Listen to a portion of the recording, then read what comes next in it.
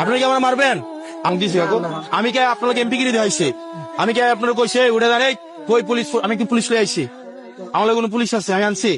আমার কথা হচ্ছে আমি আমার কাকার বাতিজারের লগে কথা কইতে যাবো, আমার পুলিশ লাগবে কেন? আমি ম্যাজিস্ট্রেট নিয়ে আসতে হবে কেন? আপনার লগে কথা বলে কি আমার ম্যাজিস্ট্রেট লাগবে?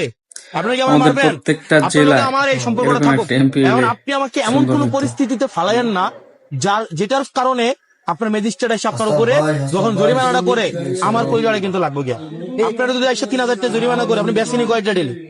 আপনার যদি দোকান দেয় উড়াইয়া দেয়, মাল্টি যদি লয়ে জায়গা উপজেলার মধ্যে আপনি কয়টা বেছেন কোন? আপনি তো তখন আমার কাছে আইবেন, আমার আবার তখন আবার রিকোয়েস্ট করতে হতো সিলেট হাইওয়ে, এটা এমনি এখানে রাস্তাঘাট করবে। এখন আমি আপনাদের কাছে তো কঠিন হইতে পারবো না, পারবো?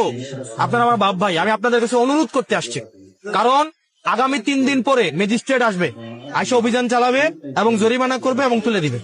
আমি ওনার কাছ থেকে 3 দিনের সময় নিচ্ছিলাম। এই 3 দিনের মধ্যে আপনারা সবাই এই যে এখানে যা যা আছে এগুলো সব ছেড়ে দিয়ে আপনারা জেলা পরিষদে চলে যেতে হবে। আপনারা যদি এরপরে সিদ্ধান্ত যে নেন যে আমি যাব না বা আমরা যাব না, তাহলে আপনাদের দায়িত্ব আপনাদের নিতে হবে।